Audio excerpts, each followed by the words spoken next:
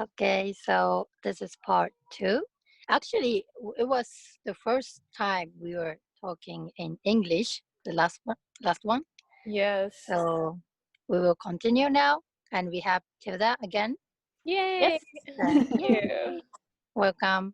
Thank you. So this time we will talk about the people, like the relationship, or like the relationship in the company as a partner, that kind of things. Mm-hmm. So Tilda, you had a boyfriend, Japanese boyfriend, right? Yeah, but maybe it's not a good example. I think he was kind of like special, so I don't think he is a good example. But can you show us the difference between French men and Japanese men, for example? It doesn't matter if it's your boyfriend or your male friends. Yeah, because I've got only one boyfriend example here, so maybe it's not very accurate. But about like Japanese men in general, so friends and acquaintances, I would say the way Japanese men approach, probably it's because I'm a foreigner, but it's quite different than in France. And to sum up, I would say some are like very, very shy, and others are like really the opposites. So like too straightforward when they're like trying to be nice with you and hit on you. They're like too straightforward, so it's too aggressive. And for the majority of Japanese men, that's what I felt. Like either they're very, very, very shy and they don't really know how to act around foreigners, or they think that foreigners are straightforward, so they're like way too straightforward and it's too aggressive. Yeah. You don't really know how to react with so like they talk to you, they say 2 sentences and then they say, "Can I kiss you?" No. That's so weird. I think approaching like men approaching women is like an act. It's a practice. Like it's an art that you have to practice. I think. So maybe they need more practice in that. And also sometimes they assume that you're foreigner, so they start talking English, but sometimes they don't really speak English, so the only thing they know is "I love you," so they say "I love you," maybe soon. But can I ask you something? So in different languages there's words that mean I love you, and I think in English or French or Italian, like it's easy, you hear it often, but in Japanese you don't hear it so often. What do you think about that? And do you refrain? I think in English it's easy to say I love you. You say it to girlfriends, you say it to like your parents, you can say it, but like for example in your French je t'aime, like is it something special for everyone? I think it depends on the people. Yeah. But you don't say the equivalent of I love you. It's maybe stronger. Je t'aime. You say to like your partner, someone you've been with for at least a few months. You don't say that after 1 or 2 weeks. And if you say to your friend, it's very, very close friends. But I don't know. I know some of my friends are like this, but I'm not really used to say this to my friends. The equivalent? Yeah. In very special moments, yes, you would say this, but not like English speakers, like American people. They say, I love you all the time to their friends. We don't do that in France. Yes, and in Japanese, Sakura, have you ever, like, I don't hear Japanese people saying like "aishiteru." It has a different weight. Like I don't know. It sounds too formal. I say. we can say like 大好き, but we don't say it, right? Mm. 大好きだよ. I mean, I say even it to my daisuki, you boyfriend. don't say it? I say I still to my boyfriend, but he's foreign, so he's a bit like you. He speaks in French and he likes Japan, so.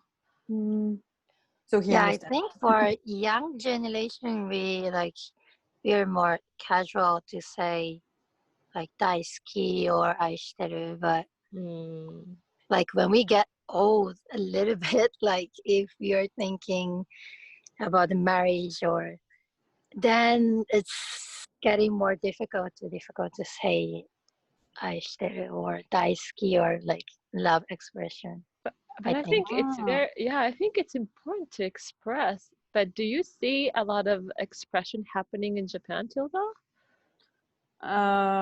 You mean like of affection or of love, or I don't know. No. Yeah. I thought of it before replying, but I kind of already knew the answer. Yes, No. France and Japan is very opposite in that extreme. I think. Yeah, I think so. Maybe we're too much in France. I don't know. I don't know. We're more like it's not only the words, but we're more like maybe like we just kiss each other more than here in Japan. I mean, this for sure. Yeah. But in public for sure. But I mean, in private, maybe we're more like. I don't know. I didn't have a lot of experience with Japanese men, like intimate. So yeah. Cannot really say. So for you, you would always have more opportunities with people for more international, like in Japan. Yeah. Yeah. Yeah, that was, I think that's Sakura in my experience too, right? With authentic Japanese-born, Japanese-bred men. It's just...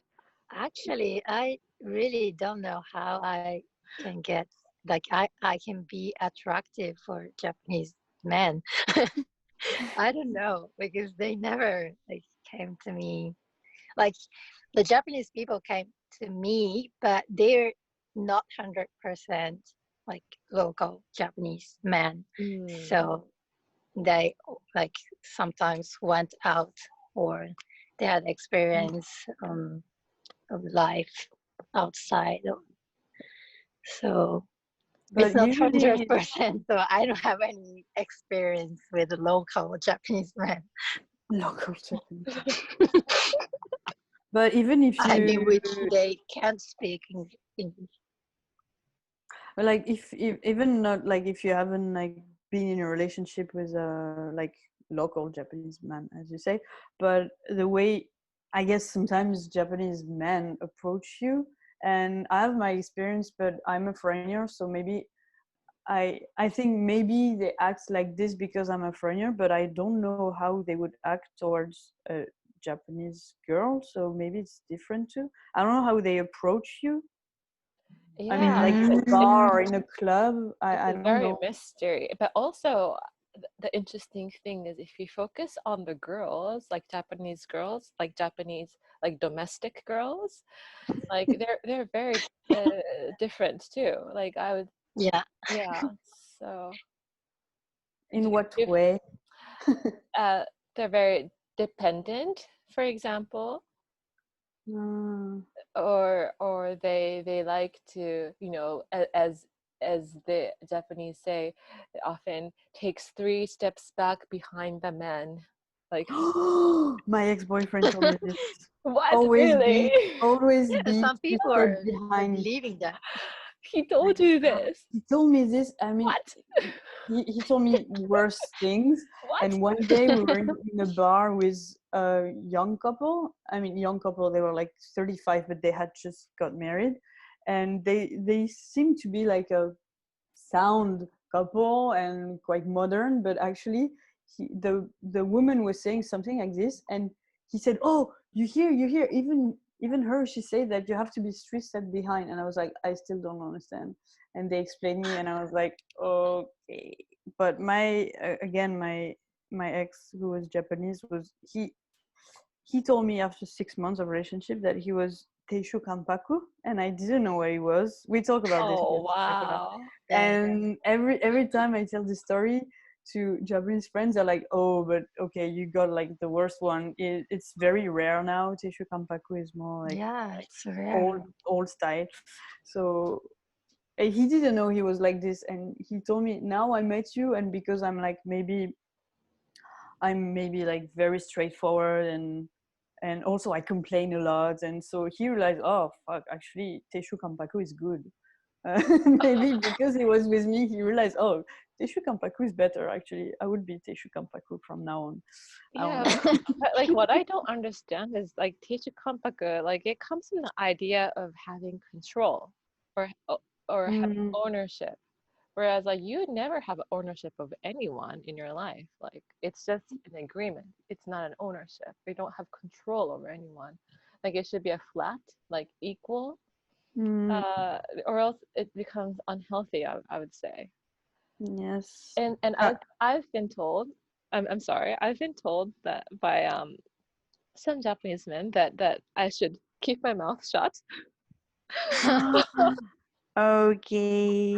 I was really wondering when he told me this kind of thing. I was like, I don't know which woman would like to hear this, but especially with me, because I always say what I think. Like, what are you doing with me? Actually, I'm like the last person on earth you should be with, because first I'm French, and French are very different, and I'm among French people. I'm like, yeah, maybe I have a strong character, so I was like the worst person for him. And there's probably. also a theory that I have, and I think Sakura and we have talked about this before. It's that like Japanese men in society, they are not recognized, and they are craving recognition, but they are not recognized, and they feel a need to be on top of someone, which they cannot realize in real life. So instead, they try to have control in their private life over their wives or girlfriends. But also, I've heard, I don't know what is true or not, but I've heard that usually after marriage, the wife is like controlling the finance of the family, and the tendency is reverse, like they control the man after marriage. But I don't know what is true or not. Yeah. That's also true too. So that's It often happens. So in Japanese, we say for women, we say we rolled the husband on our palm, like on our hand. Like you could you like roll it on your hand, because typically, not anymore, but typically the husband or the male was the one who was earning the money for the whole household. And so the woman had to be dependent, right? So I think that's where the idea came from. But it's interesting because I don't know, maybe you and Tilda and Sakura can share more about this, but there needs to, like, even for salary, there's so much difference between women and men even now, and whenever a woman becomes on a higher level or higher like a boss than a male in a competitive situation, there's always more complaints or more ill feelings from the man, you mean? Yes. In the Japanese typical society structure. Yeah, it's quite hard to get up. I've never worked in a like real Japanese company, so because my previous company was more international, so I don't know. I don't even know what's the ratio of a female manager, if I can say it like this. I don't know. To compare to Europe, I don't know. But for a salary, of course, it's a lot worse. I mean, in France, we're fighting for this. but I think it's way better than in Japan in terms of salary equality. Mm. Well, it's the same everywhere, I guess. Yes, because one time Sakura was sharing me about Sweden, because Sweden is very advanced in that part, that they really takes gender equality seriously. So when Sakura told me about this, I was very surprised. So Sakura, do you want to share something about It's Sweden? quite aggressive way they are like moving forward about that, but yeah, I think they are doing great job. Like they already have some women in the government, and like they have so many associations for women, and like they're protecting their self in the country. So, but I heard that Sweden, they have a history that like there's so many pirates and they're doing pirates, and the men were going out, like they're out of the country like most of the year. So the women have had to keep the the security of the country. That's why the women are like the men have a respect, much more respect to the women than the other country, I think. Maybe that history comes from the structure of the country now. Yeah, I think. So for Japan, it's quite hard to like follow that kind of things. Yeah, from now. And also what I found interesting was that it's just in general, but when I'm talking with Japanese men versus Western men, Japanese men would say like, when are you going to get married? Like, you're going to need to start learning how to cook, or all of that. Whereas the Western men is very, very, very encouraging. They would like actually push you to really like go for what you like to do. And so I find that very it's very interesting that you can laugh, but at one point, because I was a dancer, at one point, I had a Japanese guy who I was almost dating, and he said, until when are you continuing this hobby of yours, dancing? And I was like, this is not my hobby. This is my profession. So okay. I think in France, this kind of like opinion can, or like a man saying, when are you going to get married, and like once you get married you have to stop working, etc. It can happen. It still happens. It's kind of an old-fashioned way to think, but in some very old-fashioned, like rich families, people still think like this.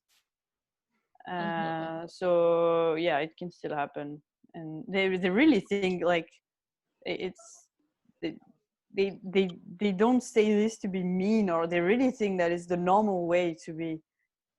Like the woman should just get married and take care of the children and don't work. For them it's normal, so it still happens in France, in some families. But usually those families stay together, so rich families get married with rich families, so they understand each other. And I think they use the marriage as an alliance or for political reasons too. So that's probably why they really take that into factor, right? Yeah, sometimes yes, but sometimes yes, but I mean more generally, I guess that some women who come from like healthier family are just interested in healthier family men, so they just accept it and they just stop working. But it's not like arranged marriage, but but they've been hearing all their life by their parents, yeah, you should marry like someone from a good family, so they just they just accept the idea of it, but it's not like arranged marriage. But sometimes it can happen, but I think it's very rare now in France.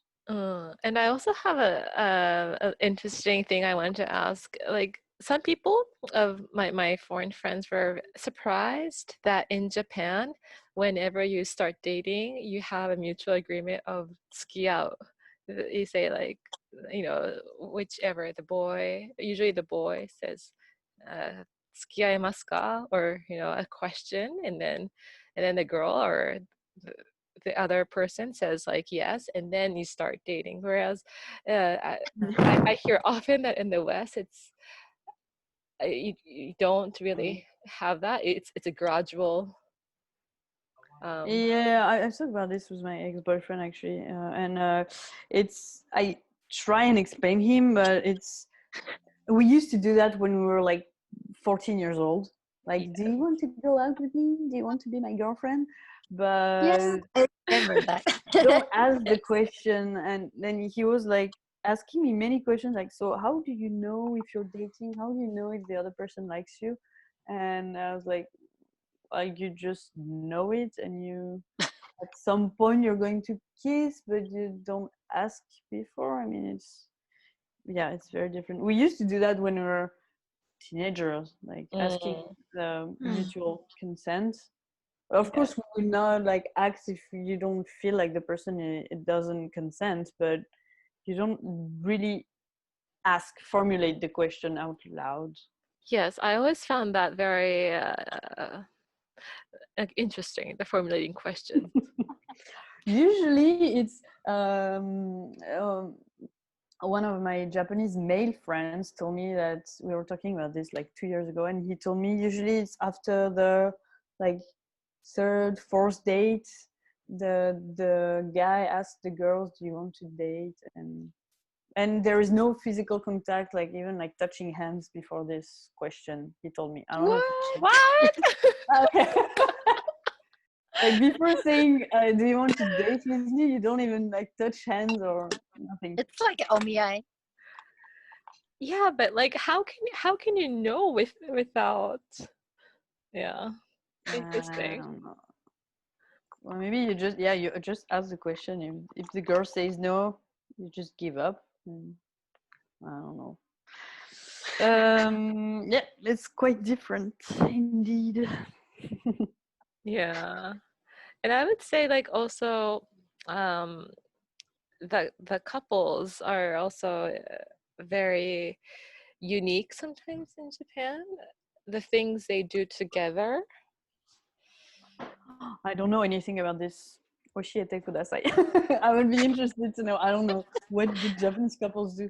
I mean, I see them like in kind of very romantic days with.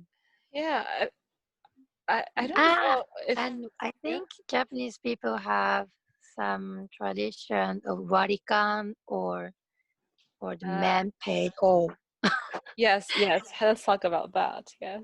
Yeah, that kind of things is quite unique for the other countries people.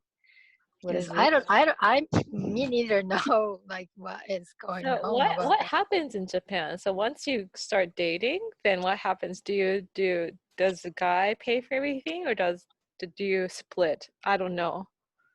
I think it's start just from the beginning, right? Like when start dating, then the man will decide like who will pay or The men will like decide. Really? yeah. Yeah. Okay. So for the first date, the woman will not know if, for example, me, if I pay or if he will pay. So I have to have some cash. And then and also like some men doesn't show the exact name of the restaurant sometimes, or surprise, or I don't know. But so we will never know how much will it be. So it's going to be scared. For me, it's really scared. And I heard about that, and I was like, oh my god, that's like, I really don't feel like rich even if I go to like really expensive restaurants. So like I don't feel like it's important for me. So like even if he pay all, or like if we split, or like if we go to the expensive restaurant or izakaya, or for me it's the same. So I don't know. I don't understand the importance why they do that. Mm. Why they care. I don't know. It's probably a power balance thing, no? Yeah, but if in the end they don't pay, it's not a power. Yeah. Maybe. Yeah, it's They don't want to show like, yeah, I can pay this to you if you want. If in the end they want to split the bill, I don't know. It's strange. And I heard that in that kind of dinner, like the woman cannot choose like which plate. Oh, so the man chooses a restaurant, but then Yes, so you they might will you, choose. but you the don't know if courses. you're going to pay or not. Yeah. And you cannot even eat what you want to eat. Yeah, like for example, if they reserve with some courses, specific courses, and then you just follow the course and but eat then what they will they pay, I guess. serve. No, if they book the restaurant and book a special course, I guess they would pay. No, I don't know. I mean, in France we usually. I think so. I believe. But if you cannot choose, it's strange to split in the end. Like you cannot choose the food, and if it's expensive, like I don't know. Yeah. And maybe for a little bit stupid guys, they couldn't calculate well, and maybe they couldn't calculate for drinks, and it's getting more expensive, and like they don't want to use a card, or I don't know. And then they say, "Oh, can you give me Ichiman, please?" Yeah, that kind of thing. So like a woman never know how much will it be. Scary. I think that's really weird. Yeah, for first dates, it's strange.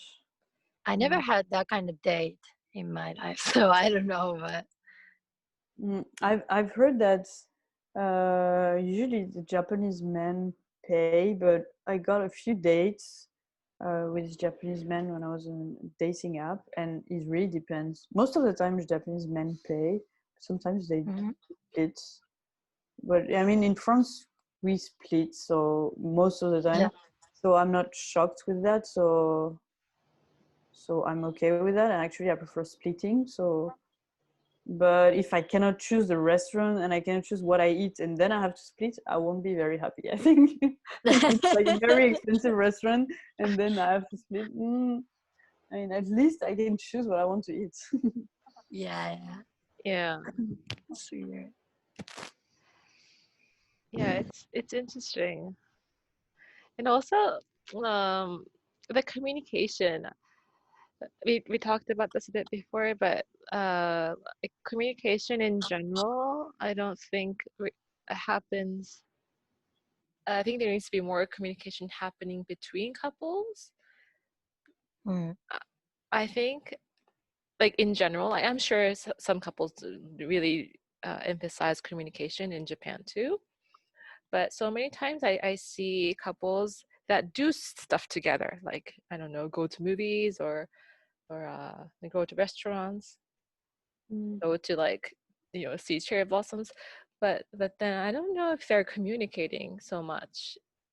Because I think what's beautiful about being with someone is that you get to really know them, like what they're thinking, and like you want to share about what you're thinking too with what they're thinking. But I don't think they really put importance on the communication, and they assume that the others know. There's so much ambiguity in the Japanese. It's like the art of not saying. It's like you should, or we assume that the others understand. But I don't think that's. I think you have to really say it or communicate in order to be understood. Yeah. I guess many conversations are sometimes stay quite superficial. So you talk about, like, oh, this is very beautiful. It reminds me of this, but you don't really go very deep Yeah. But maybe I'm not close enough to some Japanese people to have those deepest conversations. But for example, I got like interesting conversation only with one of my friend, like political, and but most of the time it's just like, yeah, I don't know, talking about not very deep things. I don't know about couples, so I cannot say. I don't know what they do during their dates. I don't know.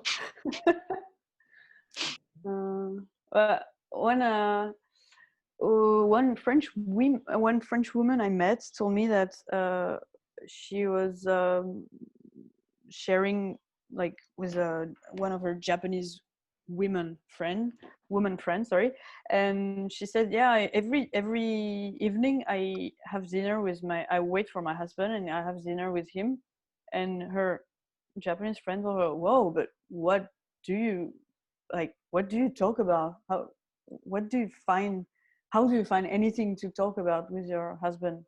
So maybe it was an exception, but she was quite surprised. Like, well, I talk about like his day, his feelings, like life. So I don't know.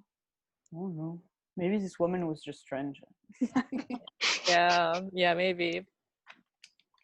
And also, like, what I find different about couples in Japan is, like, in Japan, there's no system of like partner. Like, there's, you know, you're either a couple or you're either married. Whereas, like, in France, there's like PAC. Like in other countries, there are systems that you can. Partnerships, yeah. Yes, partnerships. Yes, and I think because you're evolving, I think those things should advance in Japan too. True. True. I don't know what's the situation in Japan about this. What is the general opinion?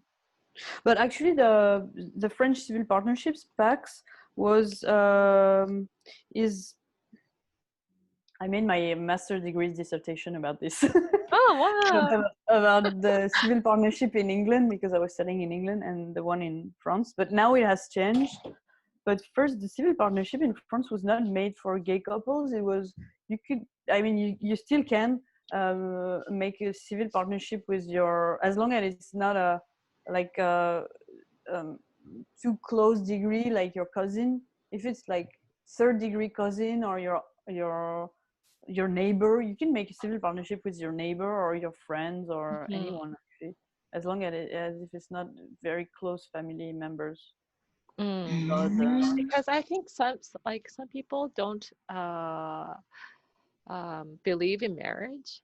Like, I mean, because in the olden days, marriage was useful because it was, you know, it was the family, I don't know, like tree that goes down where you inherit something. But nowadays, marriage can be just the paper, right? But then for those couples who want to get the right of the married couples but don't really want to get married, I think there should be an option.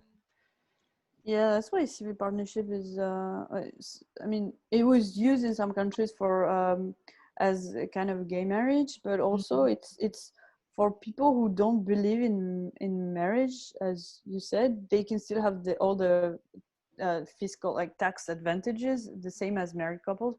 It's almost the same advantages as married couples. Yes. So if you don't want to get married because you don't believe in this institution, you have an alternative. But yeah, in Japan, you're either like just in a relationship but nothing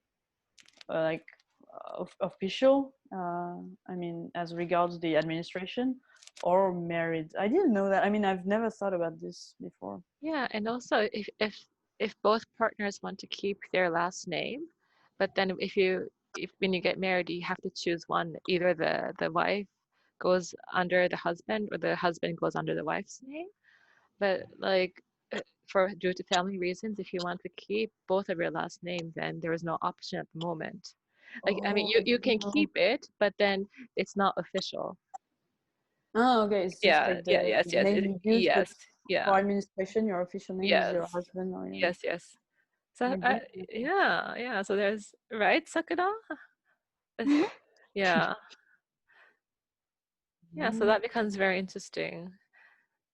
But it's also because in Japan we have a system called koseki, which is like the birth, which is an equivalent with a birth certificate, but it traces back the family tree, and you need to get it registered.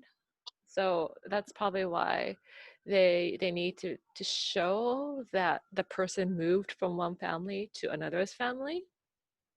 Oh, okay. Yeah, in paper, but I think the system should be considered, like altered for other options. Can you change your name when you're a grown-up? Because, for example, I don't know, like you don't have any you have your father's last name, and you've never seen your father, or you lost contact with him, and you want to take your mother's name. Is it possible to change your name? Yes, I think so, but I think you have to go through a process.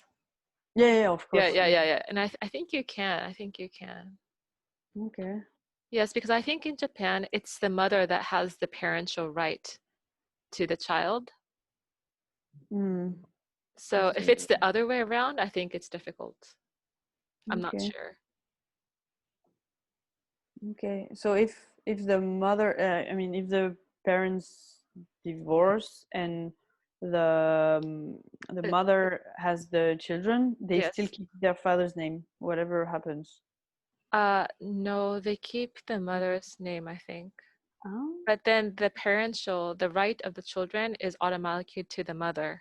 So even if the father wants it, I think he has to fight for it, or that's why, because in for example in America you can fight for the parental right. You can do half and half or whatever. But in Japan it's automatically to the mother. And you cannot, I've read something about this actually 2 days ago, like there is no shared parental authority. No. So it's either the father or the mother. Yes, and I think that has to change too. Yeah, I was talking about this with and the other day. And mostly, like in France, depends on the situation, but if the parents are like separate on mutual agreement, and they try to, if they're like they want the best for their children and they don't want the children to miss one of the parents, they try and live close together, and they do 1 week. Yes. So that the children can stay in the same school. It's quite strange to have two houses, I guess, to have two homes, but I mean, at least they don't miss their father or their mother. So I think when that happens, I think in Japan at the moment, if they want to do that, I think they draw or they have a mutual agreement between them, but then it's not shown in the papers or documents, like because the system is too old. If the mother wants to keep the child, she will just the father has no rights. Right. But then with their lawyer, they can draw their own agreement on paper just for themselves. Okay. So it's but official. Yeah, but I don't think, but officially, like in the records, it can't change it. I think it just goes to the mother unless there are specific reasons, like I don't know, if she dies or if she's a drug addict. Yeah. But then I'm not sure. I'm not a specialist, so I have to look into it. But Okay. Yeah, it's interesting, right? It's interesting. It's there in the past few years. There have been many articles, and actually there is a famous documentary about international child abduction, and many documentaries talk about Japan specifically because of this specific law that is different. Yeah, and also because of the koseki is the document. Like for my example, my friend, she's like married to a foreigner. I mean, she's Japanese. So in his country, they married and she's under his name, but in Japan, he's under her name because she has the koseki. Oh. And I think it's really, I think it's quite a process to create your own koseki. I think you have to have the citizenship in order to do that, and that takes a few years. Yes, and so it gets things complicated. So yeah. But they live in Japan, so Yes. they So got married abroad, but they live in yes, but they thought there are more pros to going under her name in Japan than yeah. So it's quite. I think it's really like challenging for international couples or marriages. Yeah. Yeah. For many cultures, but Yeah. yeah, I think maybe a bit more for Japanese and foreigner. In terms of communication, I guess it's a bit more special than with other countries. Yeah. It's definitely it's very interesting, but you never know, like with this with the coronavirus happening, like things might just change, because I think people were wanting change, but it just didn't happen. But like things might accelerate, and it might, we might be seeing more change happening in the country. Thanks to. Yeah.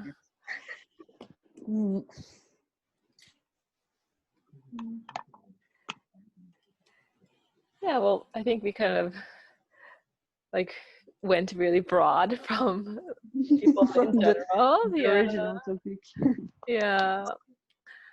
Yeah, but yeah, I think it's really unique, the Japanese people.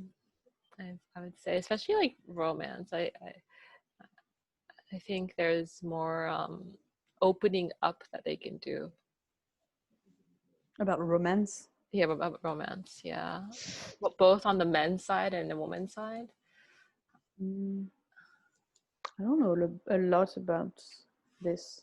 I mean, I see just in anime, but in real life, I don't know what's like, reality of it. I think so many people, like, especially, I don't know about men, but for women, I think for men, they think, oh, I need to get married by a certain age because then I get my promotion is going to happen faster. Because in the Japanese society, I think it might be changing, but the criteria for stability was whether or not you had a family or not, or whether you were married or not. And so men after a certain age, if they want to be promoted, they would start thinking about getting married and establishing a family, so that from their company, they would look like they're stable. Oh, okay. And also for woman's side, it was, like as any culture, woman, at a certain age, you must get married, you need to have children. But also there's so much of the image the media gives, and sort of not brainwashes, but they say, if love must be like this, but whereas the relationship between everyone is very unique because everyone is very different. And I think you can really focus on the things between the two of you, and create something very unique and original. But I think there's like a tendency that, oh, we must follow this route. Like, for example, by the third date, I must say, like, 付き合う or 付き合いましょう. Like no one, it's not a rule, right? But I think they want to do it within the context, within a certain formula. Process. Yes. Oh, okay. Yeah. So I think I think that the potential of everyone would really greatly increase if they really get out of that and embrace their own individuality and like uniqueness. And I actually don't know how they learn about that kind of like third date, and they have to say something, or I don't know, like from what they are learning, because I think they from will like never friends saying like, when they ask for advice, they'd be like, yeah, like make sure like make sure to know if she's good or not by the third date, or else you'll be like, she'll be expecting, or So and on the maybe girl's side, that happened in the same generation, then they're learning from some, I don't know, book or. I think it goes both ways. Like, for example, for girls' side, it's definitely like in the magazines and the books. And also, if you talk to girlfriends, they'd be like, "Oh, make sure like like the third day is like the day. So make sure like." Yeah, so there is someone that they're like showing that kind of rules all the time, like in each generation. So it's not the natural things that we are keeping. Yeah, So. because like in America, maybe you have this in France too. There was like the first base, second base, third base. It's like like holding hands, kiss, blah, blah. It's like how many bases can you move? We don't have base in front. We don't use this, but we know it because we watch American movies. Yeah. We don't really use it, I'd say. Yeah. So I don't know. I think it's passed on. Yeah. I mean, I think when we were all insecure and we were like, middle school, high school, just starting off dating, I think, we are all nervous but then once we have a good few practices, I think it's fine to be your own self and to go with the flow, because sometimes you don't know about a third date. And sometimes you know about a first date, like there's no, Yeah, especially if the first date was a movie theater and you haven't talked to the other person. It's difficult, True. Yeah. That happens to me. Really? Yeah. In high school, it was like that. Like, you even can't see his eyes. So, how can you know him? Like, we're not talking and we just see something like, I don't know, sunset or, I don't know, buildings, or we are seeing something, but we are not seeing each other. So, it's really difficult to.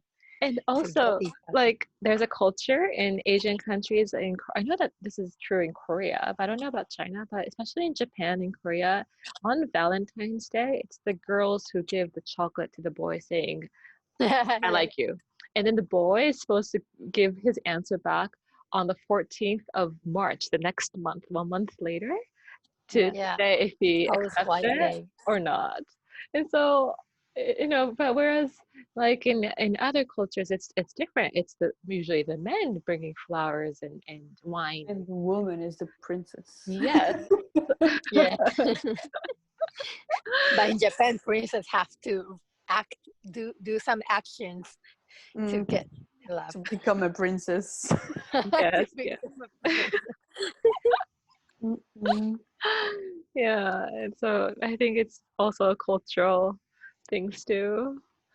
But I always wondered when I was younger, I was wondering, why is it the girls that have to give chocolates? The guys, it's like atodashi janken. Do you know that? When you do rock paper scissors in janken, you're supposed to do it at the same time.